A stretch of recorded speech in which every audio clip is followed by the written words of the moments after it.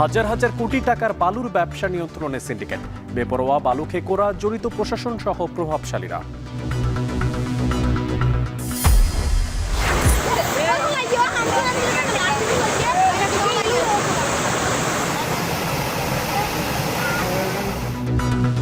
বৃষ্টি ও উজানের ঢলে ফেনীর মুহুরী নদী বাঁধের 2 স্থানে ভাঙন, ফুলগাজী সদর বাজার সহ 5টি গ্রাম প্লাবিত।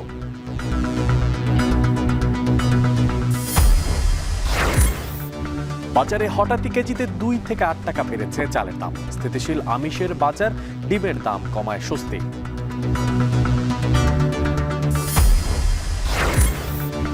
করোনা পরীক্ষার কিট সংকটে দেশের অনেক স্থানে চিকিৎসা ব্যাহত, বেহাল আইসিইউ ইউনিটে বাড়ছে আতঙ্ক।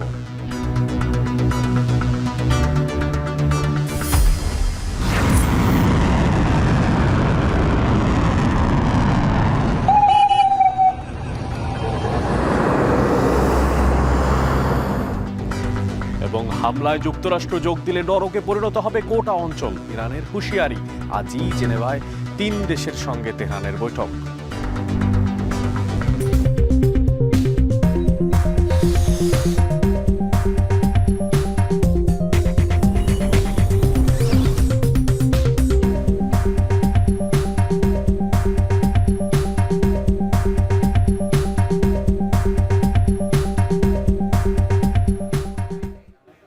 সকলকে স্বাগত জানাচ্ছি এখন ঢাকায়। পুরো আয়োজনে আপনাদের সঙ্গে থাকছি আমি মশিউর অনেক। সিন্ডিকেটের কাছে নিয়ন্ত্রিত হচ্ছে হাজার হাজার কোটি টাকার বালুর ব্যবসা। প্রশাসন, পুলিশ থেকে শুরু করে রাজনৈতিক প্রভাবশালীরাই নিয়ন্ত্রণ বিস্তার করেছে বালু মহল সিন্ডিকেট। তাই সবাই বালুকে হোয়াইট গোল্ড নামেই চেনে। আর এই ব্যবসা টিকিয়ে রাখতে হত্যাসহ নানা ধরনের অপরাধমূলক কর্মকাণ্ডে জড়িয়ে পড়তেও তারা একদমই দ্বিধা করছে না। বালুখোররা বলছেন, বালুর অপরাধ জগতের বিস্তারিত বিষয়গুলো জানাচ্ছেন সানি মৃধা। একটার দুইটার খেলা না, এটা কোটি কোটি টাকার খেলা। আপনারা মারে লাগবো, আমারে মারে লাগবো, তো কারা দ্বিধা করতে না। শেষ। দুচোখ যেদিকে শুধু বালু আর বালু। এটি ঢাকার অদূরে শীতলক্ষ্যা পাড়ের দৃশ্য, যেখানে চলছে অবৈধ বালুর রমরমা ব্যবসা। শুধু শীতলক্ষ্যা পাড়েই নয়, ফসলের জমি দখল করে হাউজিংয়ের নামে কিংবা নদী থেকে বালু ড্রেজিংয়ের অবৈধ বাণিজ্যের দেখা মেলে ঢাকার চারপাশেই। ঢাকার তুরাগ, বুড়িগঙ্গা, শীতলক্ষ্যা ছাড়াও পদ্মা বা মেঘনা নদীর পারও এখন বালু গেটে পরিণত। আইন না মেনে বালু জমা করে বিক্রি যেন স্বাভাবিক ঘটনা। আর এসবের নিয়ন্ত্রণ ক্ষমতাসীন ব্যবসায়ীদের হাতে, যাদের কাছে আইনের প্রয়োগ যেন নিছক একটি শব্দ মাত্র। এই বালু নদীতে কাইটাই না, এনে ভূত আছে ওদিকে নিয়ে ফেলায় না, এটা তো পুলিশের পয়সা দেখা। যার যার প্লট হে পড়ছে, চেয়ারম্যানের টাকা দিব, চেয়ারম্যানে বইরে দিছি। জায়গা কার? তোমার আমার বসে 3 লাখ টাকা 2 লাখ 80 হাজার করে দিবা। সরকারি জায়গা দখল করে বালুর বাণিজ্য পুরোপুরি অবৈধ সত্ত্বেও পুরোদমই চলছে জায়গা দখল করে এমন দুর্বৃত্তায়ন। বালু ড্রেজিংয়ের ফলে নষ্ট হচ্ছে গ্যাস, বিদ্যুৎ, পানি নিষ্কাশন লাইনের মতো প্রয়োজনীয় পরিষেবাও।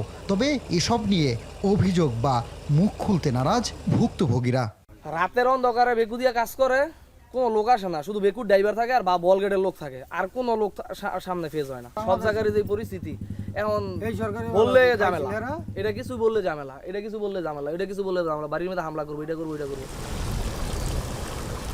আপনারা দেখছেন যে কিভাবে ড্রেজারের মাধ্যমে বালু দিয়ে জমি ভরাট করা হচ্ছে। এখানকার আশপাশে কয়েকশো একর জমিতেই দেখা মেলে একই চিত্র। তবে কিভাবে এত এত বালু উত্তোলন হচ্ছে, কতটা আইন মেনে উত্তোলন হচ্ছে, তার সঠিক কোনো জবাব আমরা এখানে এসে পাইনি। তবে এতটুকু বলা যায় যে এত এত বালু উত্তোলনের ফলে নদীর মৎস্য সম্পদ থেকে শুরু করে হুমকির মুখে পড়ছে নানা সম্পদ।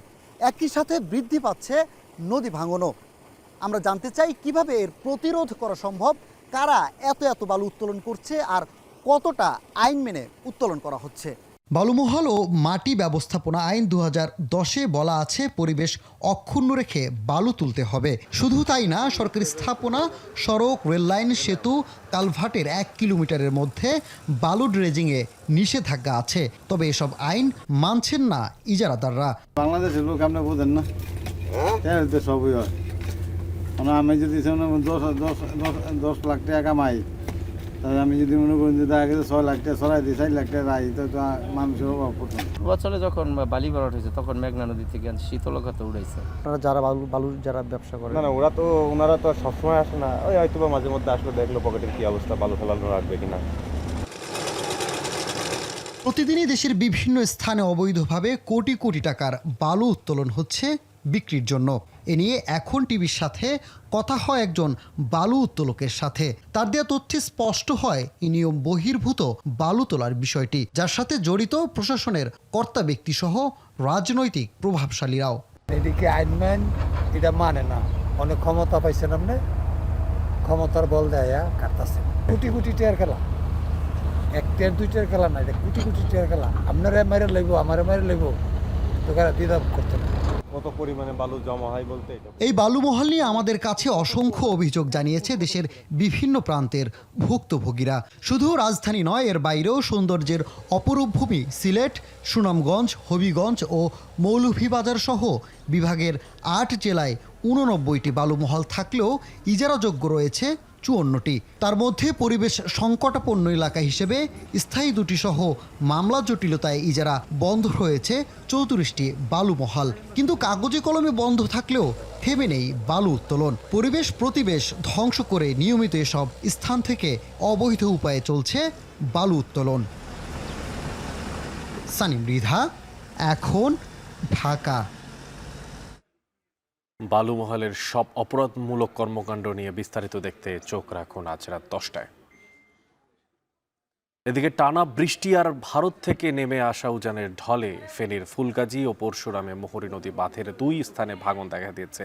আর এতে প্লাবিত হয়েছে ফুলগাজী উপজেলা সদরের অন্ততপক্ষে বাজার সহ 5টি গ্রাম। এই বিষয়ে আরও জানাতে ফুলগাজীর বণিকপাড়া এলাকা থেকে এই মুহূর্তে আমাদের সঙ্গে আছেন সুলাইমান ডালিম।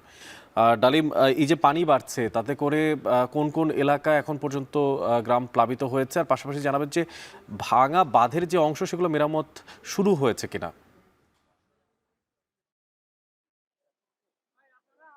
অনেক আমরা এখন আছি ফেনীর সীমান্তবর্তী নদী মোহরী নদীর পাড়ের ফুলগাজীর বৈরাপুরের বণিকপাড়া এলাকা। আমরা দেখেছি যে গতকাল রাতে নদীর যে পানির যে স্রোত, সেই স্রোতের কারণে কিন্তু এখানটায় একটি বাঁধ ভেঙেছে, যার ফলশ্রুতিতে কিন্তু আমরা দেখেছি যে উত্তর বড়ইয়া, দক্ষিণ বড়ইয়া, বসন্তপুর এবং সহ প্রায় 5টি গ্রাম বিস্তীর্ণ এলাকা প্লাবিত হয়েছে। আমরা কথা বলেছি স্থানীয়দের সাথে। স্থানীয়রা আমাদেরকে যেমনটি জানিয়েছেন যে মোহরী নদীর পানি বিপদসীমা যেটি হচ্ছে যে 12.5 সেন্টিমিটার, সেই বিপদসীমার 12.5 সেন্টিমিটার না হলেও বিপদসীমা অতিক্রম করার আগেই কিন্তু মোহরী নদীর যে পানির যে স্রোত, যে চাপ, সেটির কারণে কিন্তু এই স্থানে ভাঙন দেখা যায়। এই ভাঙনটির ফলে কিন্তু আমরা দেখেছি যে বিস্তীর্ণ এলাকা, ফসলি জমি থেকে শুরু করে পুকুরের মাছ এবং গর্ভবতী ঝুঁকির মধ্যে পড়েছে।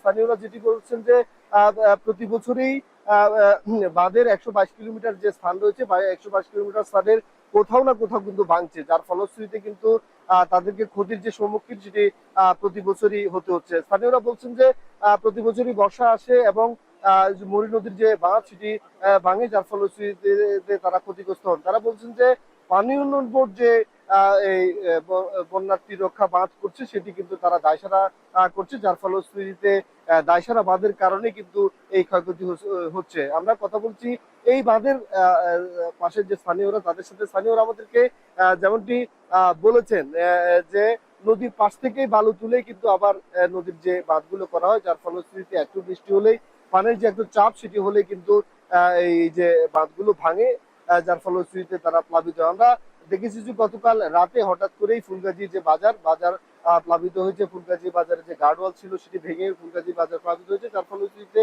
তাৎক্ষণিক ফুলগাজী বাজারের যে 200 শতাধিক ব্যবসায়ী রয়েছে তারা নানাভাবে ক্ষয়ক্ষতিগ্রস্ত হয়েছে এবং তাদের যে ব্যবসা প্রতিষ্ঠানের ভিতরে পানি ঢুকেছে এবং তারা ক্ষয়ক্ষতি হয়েছে। অপরদিকে আমরা দেখেছি যে পরশুরাম যে সুবারবাজার এলাকা রয়েছে সেখানেও একটি যে সড়ক রয়েছে এলজিইডি সড়ক উপচে কিন্তু জনপথে পানি ঢুকেছে, যার ফলশ্রুতিতে সেখানেও কিন্তু ক্ষয়ক্ষতির শিকার হয়েছে স্থানীয়রা। আমরা সর্বোপরি যে বন্যার যে ক্ষয়ক্ষতি এবং এই যে এখন আমরা দেখছি যে মোহরী নদীর পানি কিছুটা কমছে, রোদ উঠছে, যার ফলশ্রুতিতে মানুষের মধ্যে কিছুটা স্বস্তি বিরাজ করছে। নতুন এলাকা প্লাবিত না হলেও যেসব এলাকা প্লাবিত হয়েছে সেসব এলাকার মানুষের মধ্যে শঙ্কা বিরাজ করছে। এই ছিল ফেনীর মোহনী নদী পাড় থেকে আমাদের কাছে ফেনীর প্লাবন পরিস্থিতির খবরের সর্বশেষ। ফেনীর ফুলগাজীতে বাঁধ ভেঙে পানি প্রবেশ করেছে গ্রামে, সে বিষয়ে সবশেষ খোঁজ খবর রাখছিলেন সুলেমান ডালিম। এদিকে নোয়াখালীর সেনবাগ উপজেলায় ভয়াবহ ঝড়ের তাণ্ডবে লণ্ডভণ্ড যেন হয়ে গেছে 3টি গ্রামের অর্ধশতাধিক ঘরবাড়ি। এছাড়া আহত হয়েছেন নারী ও শিশু সহ অন্তত 10 জন। বৃহস্পতিবার রাতের ঝড় বৃষ্টিতে এমন পরিস্থিতির তৈরি হয়। স্থানীয়রা জানিয়েছে, বৃহস্পতিবার সকাল থেকে শুরু হয় হালকা বৃষ্টি, তবে রাতের ঝড়ে লণ্ডভণ্ড হয় নবীপুর ইউনিয়নের দেবীসিংহপুর, বিষ্ণুপুর ও গোপালপুর গ্রাম। এ সময় সম্পূর্ণ ক্ষতিগ্রস্ত হয় 21টি ঘর আর আংশিক ক্ষতিগ্রস্ত হয় 30টি ঘরবাড়ি। ভেঙে পড়ে গাছপালা। কিছু বুঝে ওঠার আগেই ঘরে থাকা আসবাবপত্র সহ সবকিছু হারিয়ে নিঃস্ব হয় অনেকে। এতে নারী ও শিশু সহ আহত হয়েছে অন্তত 10 জন।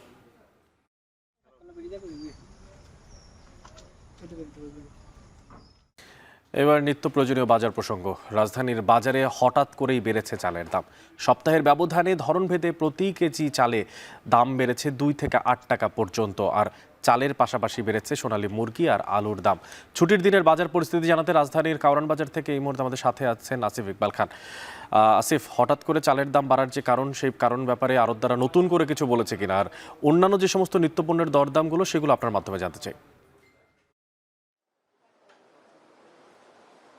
অনেক যেমনটি বলছিলেন, আসলে গত 1.5 মাস আগেই কিন্তু বাজারে নতুন ধানের চাল আসা শুরু করেছে, অর্থাৎ বোরো ধানের যে চালটি আছে সেটি কিন্তু গত 1.5 মাস আগেই আসলে উঠেছে। তো নতুন ধান থেকে চাল যখন বাজারে এসছে তখন কিন্তু আসলে স্বাভাবিকভাবেই যেটি হয়, আসলে সব ধরনের চালের দাম কিন্তু অনেকটাই কমে গিয়েছিল এবং সেই কম দামেই কিন্তু আসলে এতদিন কেনা বেচা হচ্ছিল। তবে এই হঠাৎ করে ঈদের পরপরই কিন্তু দেখা গেল যে নতুন চাল বাজারে থাকা সত্ত্বেও আমরা যেগুলো মধ্যবিত্তরা যে ধরনের চালগুলো খেয়ে থাকেন, মাঝারি আকারের যে চালগুলো, মিনিকেট, নাজিরশাহী, সেই চালগুলোর দাম কিন্তু বেড়ে গেছে। এবং যদি একটু স্পেসিফিক বলি, কেজিতে 2 থেকে 9 টাকা পর্যন্ত কিন্তু দাম আমরা বাড়তে দেখেছি। অর্থাৎ কেউ যদি 50 কেজির একটি বস্তা নেয়, তার কিন্তু 350 থেকে 400 টাকা পর্যন্ত অতিরিক্ত দাম দিয়ে কিন্তু আসলে যে চালগুলো আছে সেগুলো নিতে হচ্ছে। আমরা এখানে যারা বিক্রেতা আছে, আড়তদার আছে, তাদের সাথে কথা বলেছি। তারা বলছেন যে বাজারে নতুন চাল থাকা সত্ত্বেও এই যে দাম বৃদ্ধিটি, সেটি নিয়ে আসলে তারাও একটু হতবাক হয়েছে এবং তারা এই বিষয়ে মিল মালিকদের প্রশ্ন করেছেন, কিন্তু সেই ক্ষেত্রে তারা কোনো সদুত্তর পাননি। তারা বলছেন যে বাজারে এই ভরা মৌসুমেও যে চালের দাম বাড়তে পারে এরকম কোনো ধারণা তাদের আসলে ছিল না। আর ক্রেতারা যেটি বলছেন যে বিভিন্ন অজুহাতে এবং বিভিন্ন সময়ে যেইভাবে নিত্য প্রয়োজনীয় পণ্যের দাম বাড়ছে সেটি আসলে তাদের জন্য এক প্রকার নাভিশ্বাস হয়ে আছে। আর এছাড়া যদি বলি, আজকে শুক্রবার সাপ্তাহিক বাজারে কিন্তু আমরা দেখেছি মুরগির যে দামটি আছে সেই দামও কিন্তু আমরা আসলে বেশি দেখেছি। বিশেষ করে যে সোনালী মুরগিটি আছে সেটির দাম কিন্তু আগের তুলনায় বেশি দামে বিক্রি হচ্ছে। আমরা সবজির বাজারে গিয়েছিলাম, সেখানেও আমরা দেখেছি যে গত সপ্তাহে ঈদের পরপরই যে সবজির বাজারে কিছুটা স্বস্তি দেখা গিয়েছিল, আজকে কিন্তু আমরা সবজির বাজারে সেই স্বস্তির ভাবটি কিন্তু পাইনি। আমরা দেখেছি কেজি প্রতি 10 টাকা পর্যন্ত কিন্তু আসলে সব ধরনের সবজির দাম আমরা বেশি দেখেছি। আমরা মাছের বাজারেও আসলে কোনো স্বস্তির খবর পাইনি। আমরা দেখেছি যে গত সপ্তাহে মাছের দাম বিভিন্ন অজুহাতে বাড়িয়েছিল আসলে মাছ বিক্রেতারা। এবারও কিন্তু আমরা দেখেছি যে এই সপ্তাহেও সেই ধারাটি কিন্তু অব্যাহত রয়েছে এবং সব ধরনের মাছের দামই কিন্তু আসলে বেশি দামে বিক্রি হচ্ছে। সব মিলে যদি বলা যায়, এই সপ্তাহটি আসলে যারা ভোক্তা বা ক্রেতা আছে তাদের জন্য আসলে খুব একটা সুখকর হচ্ছে না, কারণ মোটামুটি সব ধরনের জিনিসপত্রের দামই আসলে এই সপ্তাহে বেশি দরেই আসলে তাদের কিনতে হচ্ছে। তো এই ছিল আমার কাছে কারওয়ান বাজার থেকে সর্বশেষ। অনেক রাজধানীর কারওয়ান বাজার থেকে যুক্ত ছিলেন সহকর্মী আসিফ ইকবাল খান, জানাচ্ছিলেন সেখানকার যে চালের হঠাৎ করে দাম বৃদ্ধি তার সবশেষ খবরাখবর। এদিকে চালের বাজারের দাম যেমন শুধু ঢাকাতে বেড়েছে বা রাজধানীতে বেড়েছে তা কিন্তু নয়, রাজধানীর বাইরে যদি আমরা তাকাই তাহলে দেখতে পাবো যে চালের কিন্তু বাড়তি দর দেখা যাচ্ছে। ঈদের পর হঠাৎ করেই যেমন কুষ্টিয়াতে সপ্তাহ ব্যবধানে কেজিতে 2 থেকে 3 টাকা বেড়ে বিক্রি হচ্ছে বেশিরভাগ চাল। আজকের বাজারে প্রতি কেজি মিনিকেট চাল বিক্রি হচ্ছে 74 টাকায়, কাজললতা 65 টাকা, আর বাসমতি চাল বিক্রি হচ্ছে প্রায় 88 টাকায়। এছাড়া আটাশ, স্বর্ণা সহ বেশিরভাগ চালের দাম, ব্যবসায়ী বিলাররা বলছেন ধানের দাম বাড়তি থাকায় চড়া চালের দাম, আর এতে করে ভরা মৌসুমে চালের দাম বাড়ার ক্ষোভ প্রকাশ করছেন ক্রেতারা। এদিকে রাজশাহীর দিকে তাকালে দেখা যায় বৃষ্টিতে বাজারে কমেছে সবজির সরবরাহ, ফলে কেজিতে 5 থেকে 7 টাকা বেড়ে বিক্রি হচ্ছে করলা, পটল, চিচিঙ্গা, আলু, পেঁপে সহ বেশিরভাগ সবজি। তবে ভিন্ন চিত্র ময়মনসিংহের বাজারে।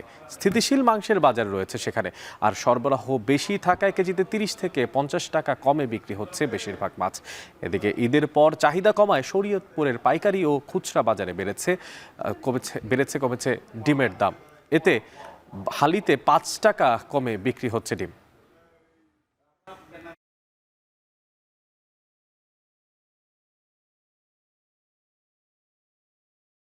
সংবাদের এই পর্যায়ে জানাবো জনস্বাস্থ্যের খবরাখবর। যেমন টাঙ্গাইলে করোনা ভাইরাস চিকিৎসা নিয়ে শঙ্কায় রয়েছে প্রায় 42 লাখ মানুষ। পরীক্ষা না হওয়ায় শনাক্ত সম্ভব হচ্ছে না নতুন রোগীদের। আর দীর্ঘদিন ধরে বন্ধ আইসিইউ ইউনিট আর কিট সংকটে বিপাকে চিকিৎসা ব্যবস্থা। জনস্বাস্থ্য বিশেষজ্ঞরা বলছে এভাবে চলতে থাকলে আবারও ভয়াবহ রূপ নিতে পারে করোনা। কাউসার আহমেদ জানাবেন বাকিটা। দেশে ফের করোনা সংক্রমণ বাড়লেও টাঙ্গাইলে করোনা পরীক্ষার জন্য নেই প্রয়োজনীয় কিট। ফলে জ্বর, ঠান্ডা বা শ্বাসকষ্ট নিয়ে আসা রোগীরা পাচ্ছেন না প্রয়োজনীয় সেবা। টাঙ্গাইল জেনারেল হাসপাতালে 2021 সালে চালু হওয়া 10 বেডের আইসিইউ ইউনিট জনবল সংকটে বন্ধ 3 বছর ধরে। অব্যবহৃত অবস্থায় পড়ে আছে চিকিৎসা সরঞ্জাম। টাঙ্গাইল মেডিকেল এবং জেনারেল হাসপাতালের সহযোগিতায় পুনরায় আইসিইউ ইউনিটটি চালুর উদ্যোগ নিয়েছে স্বাস্থ্য বিভাগ। তবে দুটি হাসপাতালের মধ্যবর্তী যে ট্রমা সেন্টারে আইসিইউ ইউনিট চালু করা হবে সেটিরও বেহাল অবস্থা। এতে চিকিৎসা সেবা নিয়ে শঙ্কায় সাধারণ মানুষ। আইসিইউ বন্ধ, কিন্তু এটা আমি চাই যে আইসিইউটা এটা চালু করুন। করোনায় কেউ আক্রান্ত হয়ে গেলে আমরা জানতেই পারবো না কিটের অভাবে, যেহেতু কিট নাই। চিকিৎসার কোনো ব্যবস্থাপনা নাই, আলাদা বেড বা আলাদা কক্ষ নাই, প্লাস আইসিইউ সেন্টারগুলো নাই। এই করোনা যেন আগের মতো মহামারী আকার ধারণ করতে না পারে, এই জন্য পরীক্ষা নিরীক্ষার ব্যবস্থা করে প্রয়োজনীয় চিকিৎসা ব্যবস্থা নিশ্চিত করা। করোনা পরীক্ষার কিট না থাকায় রোগী শনাক্ত করা সম্ভব হচ্ছে না বলে জানান এই কর্মকর্তা। ট্রমা সেন্টারে একটা আইসোলেশন ইউনিট আছে, সেটাকে আমরা ব্যবহার করব যদি সেরকম প্রয়োজন হয়, এবং একটা আইসিইউ আছে, এটা এখনও হ্যান্ডওভার হবে সেই ইয়েতে আছে। জেলা স্বাস্থ্য বিভাগ বলছে প্রায় 19,000 কিটের চাহিদার পাশাপাশি উপজেলা পর্যায়ে 5টি করে করোনা বেড প্রস্তুতের নির্দেশনা দেওয়া হয়েছে। অপরদিকে আইসিইউ চালুর ব্যবস্থা করা হচ্ছে বলে জানান এই কর্মকর্তা। 19,550টা কিট চেয়েছি। আমাদের সারা বাংলাদেশের যেসব রিকোয়ারমেন্ট আছে সেটা সিএমএইচডি যেখান থেকে সাপ্লাই হয় তাদের বরাবর প্রেরণ করেছে। যদি ওরকম সিচুয়েশন হয় তাহলে আইসিইউ ওয়ার্ডগুলি করোনার জন্য ডেডিকেটেড করা হবে। 2021 সালের আগস্ট পর্যন্ত টাঙ্গাইলে 16,000-এর বেশি মানুষ করোনা আক্রান্ত হয়। এর মধ্যে মারা যায় প্রায় 250। কাউসার আহমেদ, এখন টাঙ্গাইল। এদিকে ডেঙ্গুর হটস্পট বরগুনায় কমছে না সংক্রমণ। শুক্রবার সকাল 11টা পর্যন্ত 24 ঘন্টায় নতুন করে আক্রান্ত হয়েছেন আরও 83 জন। পরিস্থিতি নিয়ন্ত্রণে সচেতনতার কোনো বিকল্প নেই বলছেন চিকিৎসকরা। এটি বিস্তারিত জানাতে বরগুনা সদর হাসপাতাল থেকে সরাসরি যুক্ত হচ্ছে জিয়াদ মাহমুদের সাথে। জিয়াদ, আপনার মাধ্যমে জানতে চাই যে হাসপাতালে বর্তমানে কি পরিমাণে ডেঙ্গু রোগী ভর্তি হয়েছে, আর চিকিৎসা পেতে কোনো ভোগান্তির শিকার তারা হচ্ছে কিনা? অনেক বরগুনা জেলায় হাসপাতাল সমূহ কিংবা উপজেলা স্বাস্থ্য কমপ্লেক্সে মোট 241 জন ডেঙ্গু রোগী এই মুহূর্তে ভর্তি হয়েছেন। এবং আপনি যেটি বললেন যে আজকে সকাল 11টা পর্যন্ত গত 24 ঘন্টায় নতুন করে 83 জন ডেঙ্গু রোগী শনাক্ত হয়েছে। এটি কিন্তু নতুন করে একটা উদ্বেগের সৃষ্টি হয়েছে এ নিয়ে, কেননা আমরা বিগত 3 দিনের পরিসংখ্যান যদি আপনাকে জানাই যে 17 জুন বরগুনায় 24 ঘন্টায় 82 জন ডেঙ্গু রোগী শনাক্ত হয়েছিল। এরপরে 18 জুন বরগুনায় 24 ঘন্টায় 63 জন ডেঙ্গু রোগী শনাক্ত হয়েছে এবং গতকাল 57 জন ডেঙ্গু রোগী শনাক্তের ঘটনা আমরা জানতে পেরেছি। তবে আজকে যে 83 জন নতুন করে আক্রান্ত হয়েছে এটি কিন্তু একটি উদ্বেগের বিষয়, কেননা হঠাৎ করে আবার বেড়ে যাওয়া। এদিকে আরো একটি বিষয় লক্ষণীয় যে এখানে যারা খুব মুমূর্ষ অবস্থায় আসছেন তাদের কিন্তু বরিশালে কিংবা ঢাকাতে রেফার করা হচ্ছে, কেননা এখানে আইসিইউ, সিসিইউ কিংবা সেল সেপারেটর মেশিন যে সুবিধা সেই সুবিধা না থাকায় কিন্তু এখানকার যারা মুমূর্ষ রোগী তাদেরকে কিন্তু বরিশালে এবং ঢাকায় প্রেরণ করা হচ্ছে। তো সরকারি হিসেবে এখন পর্যন্ত যে মৃতের হিসাব সেটি কিন্তু 5 জন, যদিও বেসরকারি হিসেব বলছে যে মৃতের সংখ্যা 10 জনের বেশি। এখানকার যারা চিকিৎসক রয়েছেন তারা বলছেন যে এখানে প্রয়োজন নেই এমন রোগী ভর্তি না হলেও কিন্তু অনেকটা বেশি ঝুঁকি এড়ানো যায়, কেননা এখানে যে রোগীরা এসেছেন তারা কিন্তু মশারি ব্যবহার করছেন অনেকেই, যদিও কেবিন গুলোতে কিংবা ওয়ার্ড গুলোতে মশারি এখানে হাসপাতাল কর্তৃপক্ষ থেকে দেওয়া হয়েছে, এবং যারা মেঝেতে শুয়ে আছেন তাদেরকে কিন্তু মশারি আনার নির্দেশনা দেওয়া হয়েছে, কিন্তু সেই নির্দেশনা কেউ মেনে চলছেন। এই কারণে একজন রোগীর সাথে যখন 3 থেকে 4 জন করে স্বজন আসছেন, তাদের কিন্তু ডেঙ্গুতে আক্রান্ত হওয়ার কিংবা করোনা আক্রান্ত হওয়ার ঝুঁকি বেড়ে যাচ্ছে। আপনি জানেন যে এই মুহূর্তে দেশে করোনার প্রাদুর্ভাব ঘটেছে, সেক্ষেত্রে এই ধরনের ভিড় এখানে করলে, রোগীর সাথে স্বজনরা আসলে সেখানে ডেঙ্গু এবং করোনার ঝুঁকি বেড়ে যাচ্ছে। এদিকে এখানে দেখেছি আমরা যে ঢাকা থেকে গবেষণা টিম এসেছে, তারা কিন্তু বিভিন্ন স্থানে তারা গবেষণা কার্যক্রম পরিচালিত করছেন এবং দেখছেন যে বৃষ্টির পানি যারা পাত্রে রাখছেন 2-3 দিনের বেশি, সেখানেই কিন্তু ডেঙ্গুর লার্ভার উপস্থিতি তারা দেখতে পেয়েছেন। যদিও প্রশাসনের তরফ থেকে বরগুনায় পরিচ্ছন্নতার যে কার্যক্রম কিংবা জলাবদ্ধতা নিরসনের কার্যক্রমে তারা বেশ উদ্যোগ নিয়েছেন এবং দুদিনেই কিন্তু বরগুনা চেহারা অন্যরকম করে ফেলেছেন বলে অনেকে অভিমত দিয়েছেন। তো হাসপাতাল কর্তৃপক্ষ পরিচ্ছন্নতার ক্ষেত্রে বেশ গুরুত্ব দিচ্ছেন এবং আগের তুলনায় এই হাসপাতালটি অনেকটাই পরিচ্ছন্ন বলা চলে। তো এখন যারা রয়েছেন সচেতন মহল কিংবা চিকিৎসকরা, তারা বলছেন যে এই মুহূর্তে ডেঙ্গুর প্রাদুর্ভাব ঠেকাতে সচেতনতার কোনো বিকল্প নেই।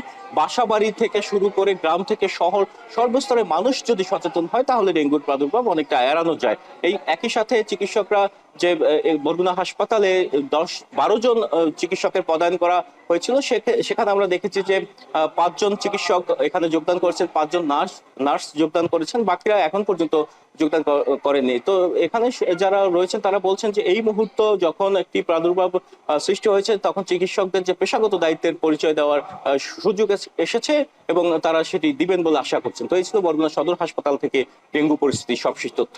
অনেক বরগুনা থেকে যুক্ত ছিল জিয়াদ মাহমুদ, জানাচ্ছিলেন সেখানে 24 ঘন্টা আক্রান্ত হয়েছেন 83 জন সবশেষ খবর পাওয়া পর্যন্ত ডেঙ্গুতে।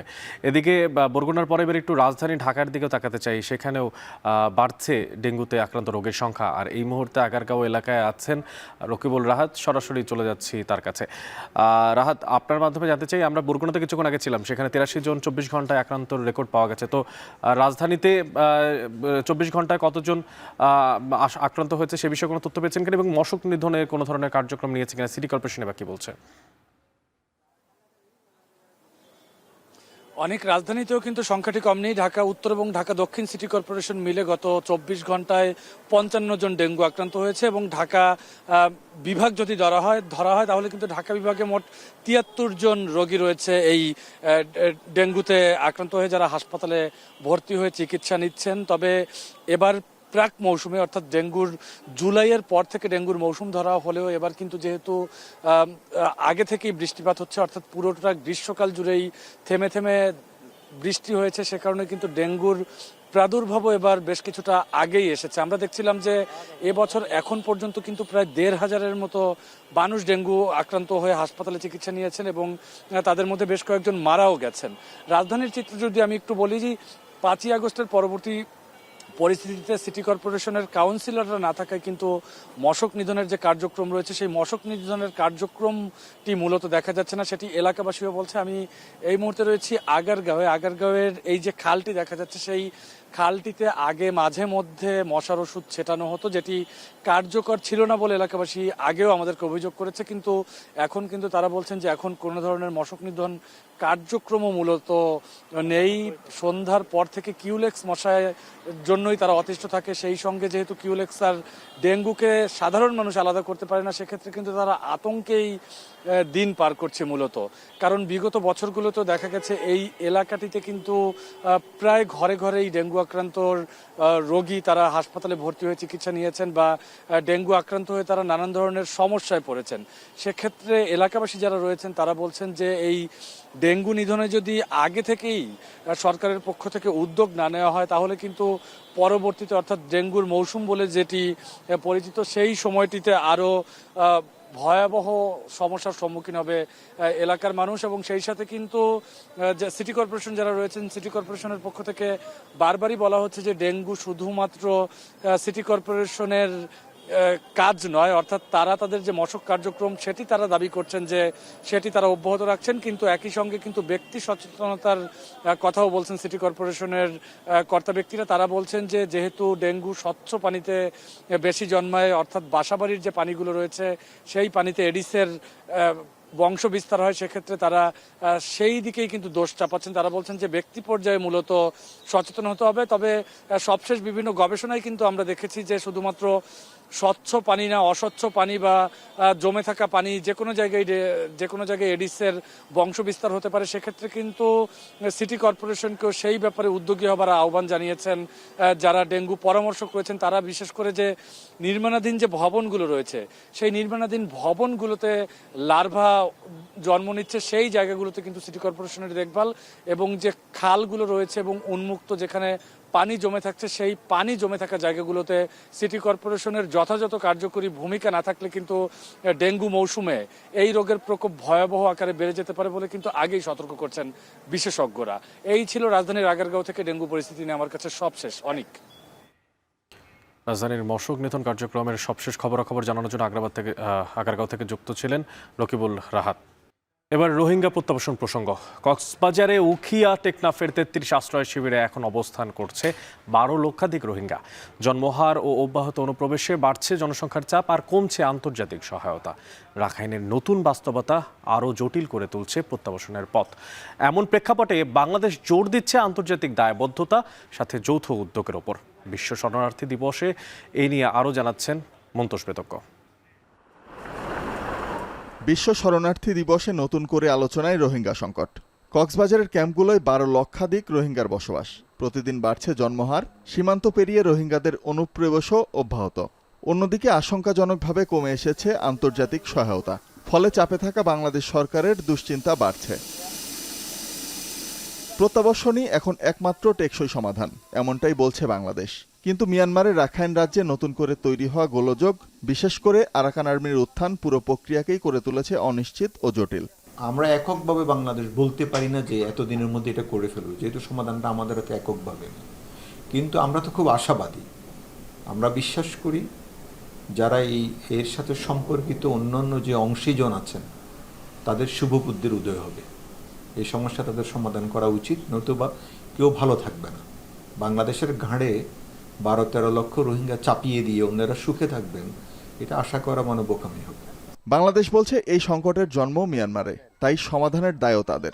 এককভাবে কোনো দেশ এই বোঝা বইতে পারে না উল্লেখ করে সরকারের শরণার্থী, ত্রাণ ও পুনর্বাসন কমিশনার বলছেন, সংকট সমাধানে দরকার আঞ্চলিক ও আন্তর্জাতিক অংশীদারদের সক্রিয় ও আন্তরিক ভূমিকা। সবচেয়ে বড় দায়িত্ব হচ্ছে এখন আরাকান আর্মির। তাদের এই সমস্যা সমাধানের জন্য তাদেরকে খোলা মনে বাংলাদেশের কাছে আসা উচিত। এবং বাংলাদেশও, আমি বিশ্বাস করি, যেহেতু আমাদের নেইবার প্রতিবেশী, আমরা চাই প্রতিবেশী ভালো থাকলে আমরাও ভালো থাকব, বাংলাদেশও সহযোগিতা করবে। সেজন্য মিয়ানমার গভর্নমেন্ট এবং রাখাইনে যারা রয়েছেন তারা যদি এগিয়ে আসেন, আমি বিশ্বাস করি এই সমস্যার সমাধান হবে। রোহিঙ্গা সংকট একটি বৈশ্বিক দায়, তাই বিশেষজ্ঞরা বলছেন মিয়ানমারের সদিচ্ছা, আঞ্চলিক ঐক্য আর আন্তর্জাতিক সম্প্রদায়ের সক্রিয় অংশগ্রহণই পারে এই দীর্ঘস্থায়ী শরণার্থী সংকটের টেকসই সমাধান দিতে। এখন কক্সবাজার। রোহিঙ্গাদের নিরাপদ, মর্যাদাপূর্ণ ও সেবা প্রত্যাবাসনের জন্য মিয়ানমারকে জোরালো কূটনৈতিক চাপ প্রয়োগে অন্তর্বর্তী সরকারের প্রতি আহ্বান জানিয়েছেন বিএনপির ভারপ্রাপ্ত চেয়ারম্যান তারেক রহমান। বিশ্ব শরণার্থী দিবসে এক ফেসবুক পোস্টে এমন মন্তব্য করেন তিনি। তারেক রহমান বলেন, বাংলাদেশ এই বাস্তুচ্যুত জনগোষ্ঠীর জন্য মানবিক প্রতিশ্রুতি পালন করে আসলেও এর ভার এখন আর সহনীয় পর্যায়ে নেই। কক্সবাজারে 14 লাখ রোহিঙ্গা বিশ্বের অন্যতম গভীর সংকট বলেও মন্তব্য করেন তিনি। রোহিঙ্গা সংকট সমাধানে সব পক্ষের কার্যকরী পদক্ষেপ নজরদারি করতে আন্তর্জাতিক সম্প্রদায়ের প্রতিও আহ্বান জানিয়েছেন তারেক রহমান। তিনি আরও লেখেন, বাংলাদেশের জন্য শরণার্থী সংকট শুধু বৈশ্বিক ইস্যু নয়, বরং ভুক্তভোগী বাস্তবতা। এছাড়াও রোহিঙ্গাদের নিজ ভূমিতে ফিরে যাওয়ার জন্য শান্তিপূর্ণ ও ন্যায়ভিত্তিক ব্যবস্থা গড়ে তোলার প্রত্যয় জানান বিএনপির ভারপ্রাপ্ত এই চেয়ারম্যান।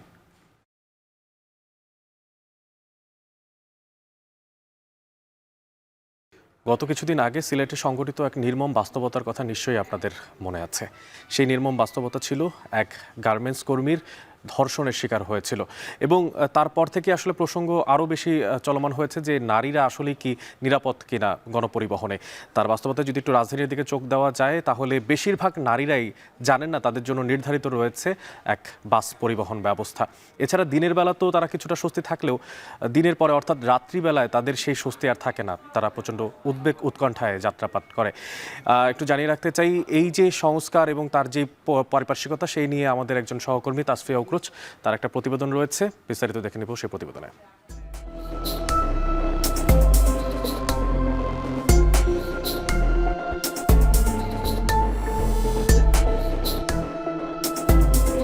যখন আমি কথা বলতে গিয়েছি তখন আশেপাশের মানুষজন হচ্ছে আমাকে ওইভাবে হেল্প করেনি, আমার হয়ে কথা বলেনি। একটি ভয়াল দিনের স্মৃতি এখনো আটকে ওঠেন সেই দিনের কথা মনে করে। কি হয়েছিল? আমাকে একদিন এক লোক হচ্ছে ব্যাক টাচ করেছে। যখন আমি প্রথমবার আমি ভেবে নিয়েছিলাম যে হচ্ছে এটা মনে হয় ভুল করে হচ্ছে, বাট দ্বিতীয়বার আমি বুঝতে পারি যে না, এটা ইন্টেনশনালি করছে। এমন অভিজ্ঞতা স্কুল পড়ুয়া থেকে কর্মজীবী নারী সবার জীবনে কম বেশি হয়েছে। দিনের বেলায় কিছুটা স্বস্তি থাকলেও রাতে পাবলিক বাসে সেই অনিশ্চয়তা বেড়ে যায় কয়েক গুণ। প্রতিনিয়ত নারী নির্যাতন ও হয়রানির ঘটনায় সেই ভয় যেন আরও জেঁকে বসেছে মনোজগতে। এমন হাজারো অনিশ্চয়তা ও অস্বস্তিকর অভিজ্ঞতা এড়াতে 1998 সালে এবং পরে 2015 সালে পরীক্ষামূলকভাবে মহিলা বাস সার্ভিস চালু করে বিআরটিসি। 2018 সালে বেসরকারিভাবে দোলনচাপা বাস সার্ভিস চালু করা হয় নারীদের জন্য, যা বন্ধ হয়ে যায় 2022 সালে। কাগজে কলমে এখন রাজধানীতে বিআরটিসির মাত্র 6টি রুটে 6টি বাস চলে নারীদের জন্য। বিআরটিসির ওয়েবসাইটের তথ্য বলছে, বাইতুল মোকাররম মসজিদের সামনে রবি থেকে বৃহস্পতি দুপুর 3:15 নারায়ণগঞ্জের উদ্দেশ্যে ছেড়ে যাওয়ার কথা মহিলা সার্ভিসের একটি বাস। যদিও ওয়েবসাইটে দেওয়া সময় অনুযায়ী প্রায় ঘন্টা খানেক অপেক্ষা করেও তা খুঁজে পাওয়া যায়নি। আলাদা বাস চালু থাকলেও অনেক নারী তা জানেন না। সময়সূচির অনিশ্চয়তা ও বাসের সংখ্যা কম হওয়ায় এ সার্ভিস কার্যকরভাবে পৌঁছায়নি সবার কাছে, এমন অভিযোগ তাদের। সাইডে দেওয়া যায় এখান থেকে 3:15 ছাড়ে নারায়ণগঞ্জ যায়, সেটা কি আসে নাকি 3:15? জি, আমাদের এটা মতিল থেকে শুরু করে পল্টন হইয়া প্রতিদিন 3:15 ছাড়ে। অন্যদিকে পাবলিক বাসে নারীদের জন্য সংরক্ষিত আসনে প্রায় বসে থাকতে দেখা যায় পুরুষদের, যা অস্বস্তির কারণ নারী যাত্রীদের। মহিলা সিটে যখন পুরুষরা বসে তখন আপনারা আসলে কি বলেন? আমরা বলি উঠে যান, ঠিক আছে, যদি এরা উঠে যায় তো যায়, আমরা বয়ে যায়। অনেক সময় টাচের একটা ব্যাপার আছে যেটা মহিলাদের জন্য অনেক সংবেদনশীল, তো এখানে অনেক প্রবলেম হয়। তো আমরা চাই যে ফিমেলদের জন্য যদি এইভাবে আলাদাভাবে বসার ব্যবস্থা করা হয়। এদিকে বিআরটি এর এই কর্মকর্তা জানান, আলাদা মহিলা বাস সার্ভিসের অনিয়ম নিয়ে কোনো তথ্য নেই তাদের কাছে। এছাড়াও আলাদা বাস সার্ভিস থেকে মূলধারার গণপরিবহনকেই নারী বান্ধব করে তুলতে বেশি আগ্রহী কর্তৃপক্ষ। আমার যেটা ধারণা এটা তো শৃঙ্খলার কোনো কারণ নাই, বরং উত্তরোত্তর বৃদ্ধি পাওয়াই উচিত, কারণ গণপরিবহনের অবস্থা তো খুব একটা ভালো না। বিশেষজ্ঞরা বলছেন, লোকাল বাসে সিসিটিভি ক্যামেরা, পর্যাপ্ত আলো, নারী চালক ও হেল্পার এবং কঠোর আইন প্রয়োগের মাধ্যমে বাসে নিরাপদ যাত্রা নিশ্চিত করা যেতে পারে। ডেডিকেটেড স্টপেজ, প্রচারণা বাড়ানো, সময়সূচি মেনে চলার মাধ্যমে চালু রাখা যেতে পারে মহিলা বাস সার্ভিসও। পরিবহনের ব্যবস্থাপনা রয়েছে, এটাকে নারী বান্ধব করার জন্য প্রথমেই হচ্ছে যে আমাদের বাসগুলোকে নির্দিষ্ট স্টপেজে থামতে হবে এবং বাসের টাইম টেবিলটা যদি ঠিক থাকে সেই জন্য হচ্ছে যে অ্যাপ ভিত্তিক করা যেতে পারে, যাতে একজন বুঝতে পারে আমার বাসটা কখন আসবে। রাজধানীতে নারীদের জন্য যে বিশেষ বাস সার্ভিস চালু রয়েছে তা আরও সক্রিয় করে তুলতে প্রচারণার প্রয়োজন রয়েছে বলে মনে করেন নগরের নারীরা। যাত্রাপথে নারীরা যে সকল হয়রানির শিকার হচ্ছেন তা কমিয়ে আনতে এই ধরনের বাস সার্ভিস ভূমিকা রাখতে পারে বলে মনে করেন তারা। অন্যদিকে বিশেষজ্ঞরা বলছেন, শুধু আলাদা বাস সার্ভিস নয়, বরং পরিবহন ব্যবস্থাকে নারী বান্ধব করে গড়ে তোলা গেলে নিশ্চিত হবে নারীদের নিরাপদ যাত্রা। তাজফিহা উখরোজ, এখন, ঢাকা। চট্টগ্রামে ইসলামী আন্দোলনের নেতাকে ছাড়াতে ধারণা ঘেরাও করেছে, বিক্ষোভ করছে সেই দলটির নেতাকর্মীরা। টেম্পো স্ট্যান্ডে চাঁদাবাজির মামলায় বৃহস্পতিবার রাতে চাঁদগাঁও থানা ইসলামী আন্দোলনের সাধারণ সম্পাদক হাবিবুর রহমানকে গ্রেফতার করে পুলিশ। সকালে তাকে ছাড়াতে নগরীর চাঁদগাঁও থানা ঘেরাও করে নেতাকর্মীরা তাদের দাবি মিথ্যা মামলা দিয়ে তাকে আটক করা হয়েছে। বলেন, চাঁদাবাজির প্রতিবাদ করতে গিয়ে উল্টো চাঁদাবাজদের রোষানলে পড়েছেন তিনি। পরে দলের মহানগর নেতৃত্বের আলোচনায় বসেন পুলিশ।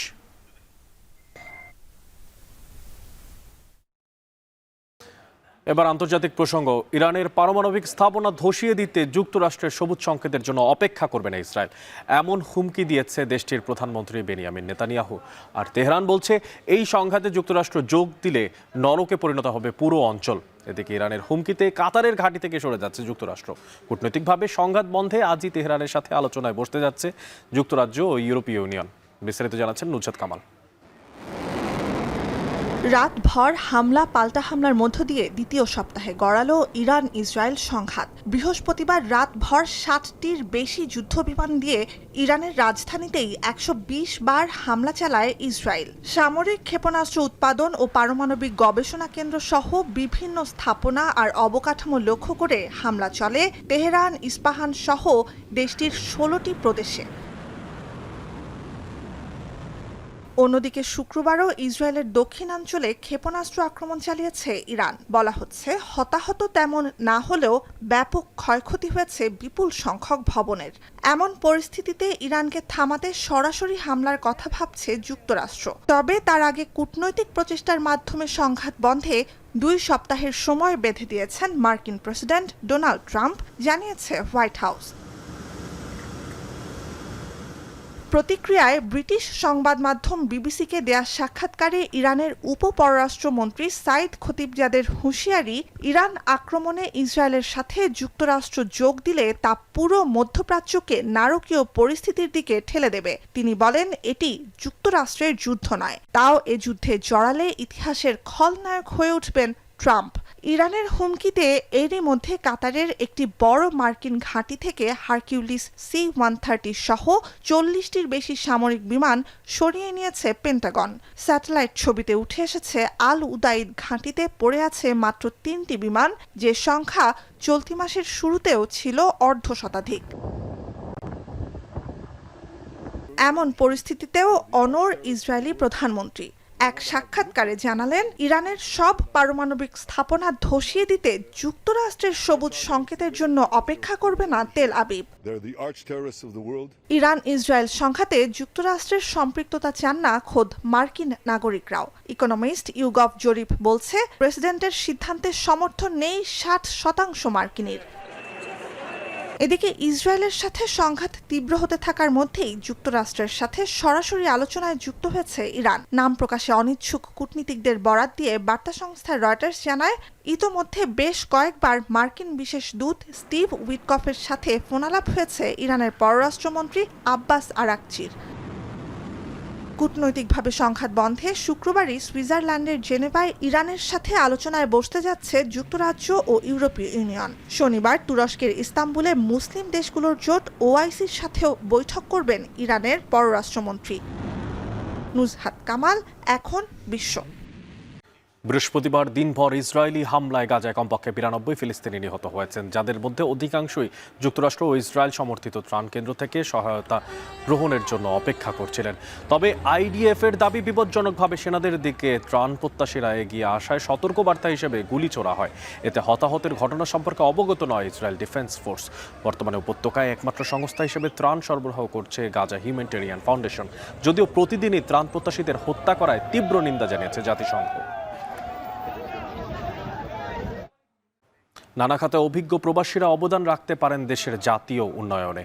অবসর গ্রহণের পর বিদেশে স্থায়ী হওয়া বিদেশিদের জন্য সে সুযোগ ছিল। তবে সরকারিভাবে ডেটাবেস তৈরির মাধ্যমে তাদের জাতীয় উন্নয়নে যুক্ত করতে সরকারের প্রতি আহ্বান জানিয়েছে প্রবাসী জনগোষ্ঠীরা। প্রবাসীরা বলছেন, সরকারি উদ্যোগে ডেটাবেস তৈরি করে দেশের উন্নয়নে তাদের কাজে লাগানো সম্ভব।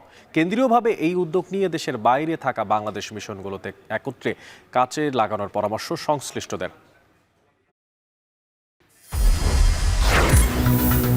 হাজার হাজার কোটি টাকার বালুর ব্যবসা নিয়ন্ত্রণে সিন্ডিকেট, বেপরোয়া বালুখোরেরা, জড়িত প্রশাসন সহ প্রভাবশালীরা।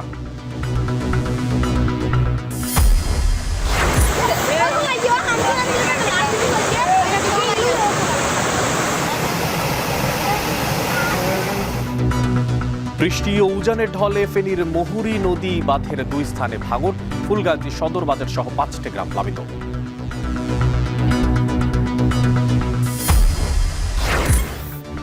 বাজারে হঠাৎ কেজিতে 2 থেকে 9 টাকা পর্যন্ত বেড়েছে চালের দাম। স্থিতিশীল আমিষের বাজার, ডিমের দাম কমায় স্বস্তি।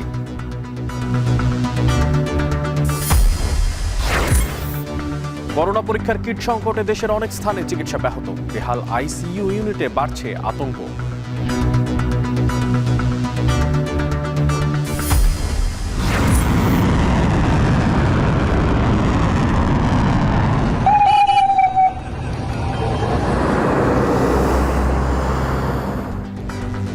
হামলায় হামলায় যুক্তরাষ্ট্র যোগ দিলে নরকে পরিণত হবে গোটা অঞ্চল। ইরানের হুঁশিয়ারি, আজই জেনেভায় 3 দেশের সঙ্গে তেহরানের বৈঠক।